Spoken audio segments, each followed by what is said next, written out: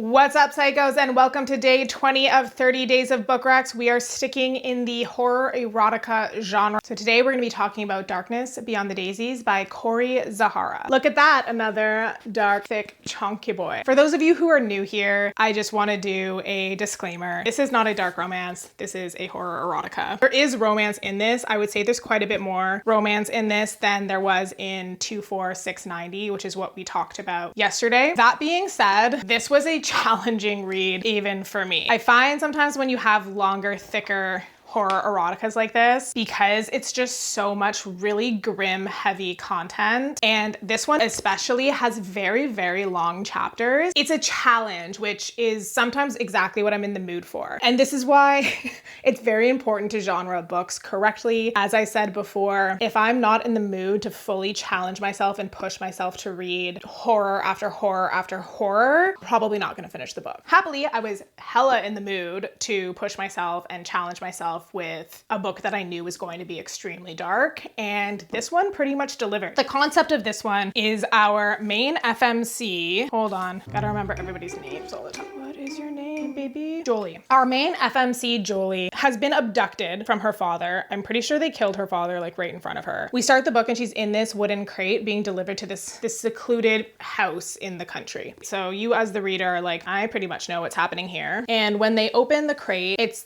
this little like kind of farmhouse. There's a lot of green in it, and it's a mother and a father, and they have two young children. One is named Woodrow, and then the other one, I forget, is like his little sister. And you as the reader are like, what is going on here? Because this is not what I thought was going to be going on. And basically they tell Jolie, you know, the mom was part of the trade and the father bought her to save her, and they wanted to give that opportunity to somebody else. So they bought her to save her and to make her friends with their son Woodrow, who has a hard time connecting with other children his age. So Woodrow, when they meet, they immediately bond and kick it off. The only thing she's expected to really do chores around the house and clean and like help take care of the kids and keep the kids entertained. And so like she's fine with that. She loves Woodrow, and they start this young like childhood infatuation and romance with each other. You learn pretty early on that Woodrow has DID, so dissociative identity disorder, and he flips between two other identities. There's Woody, who is a young 7-year-old boy, and then there's Hell. His name is literally Hell,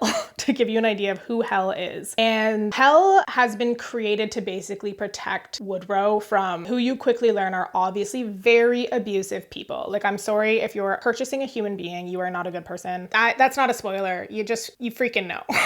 You don't meet Hell for a while. The father likes to antagonize Woodrow to get Hell to come out because he wants Woodrow to like take his place in this trade, basically. He thinks Woodrow is too soft, so he wants Hell to be the dominant personality because he's harder or whatever. But Hell is such a wild card and can't be trusted, and his job is to protect Woodrow, so he hates the parents just as much as everybody else does. The things that they do to this poor girl is absolutely abhorrent.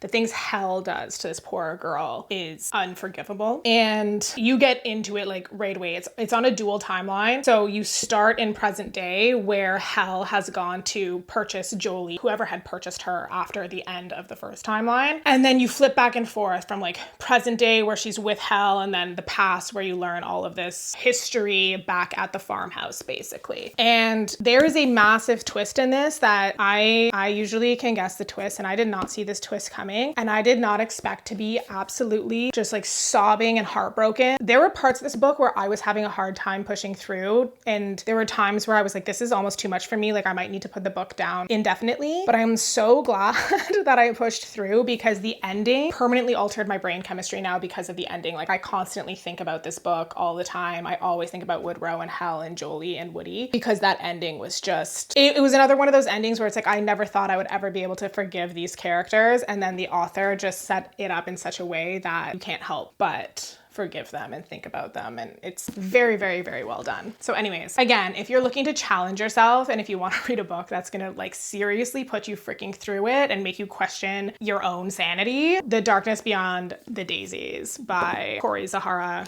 10 out of 10 freaking recommend. Okay, so tomorrow I'm gonna do one more really, really dark book, but moving back in the opposite direction. The book I'm gonna be talking about tomorrow is Still Beating by Jennifer Hartman. This is another MF romance, and this is not a horror, though there's quite a bit of like horrific shit that happens in it. This is 100% a dark romance, so we'll be moving back in that direction. And then, yeah, I'm really excited to talk about this one because this is another one of those books that has like permanently burnt itself into my brain, and I constantly think about it to this day. So I will see you back here tomorrow and we'll start the climb back up into the land of light. But I love you, and as always, stay freaking weird. Thank you for watching today's episode of 30 Days of Book Recs. I will catch you in the next video. In the meantime, if you did want to support me by checking out any of my books that I've written, here's my backlist. I've got a wide range in here from a contemporary surf romance to some pitch black paranormal dark romances. Take your pick. All of my books are available on KU if you want to check them out. I also have videos detailing the content of each book if you want to check them out on my channel. But I totally understand if that's just not in the cards right now. You might be going like, Alex, in this freaking economy? Yeah, right. So if you don't have the means to financially support me by reading the books, that is obviously totally okay too. I am just glad that you are here. So any interaction that you can give me on this video goes a long way. So if you want to like, comment, or subscribe, really anything is appreciated. Just smash all of those buttons. Okay, thank you. I love you. I'll see you in the next video.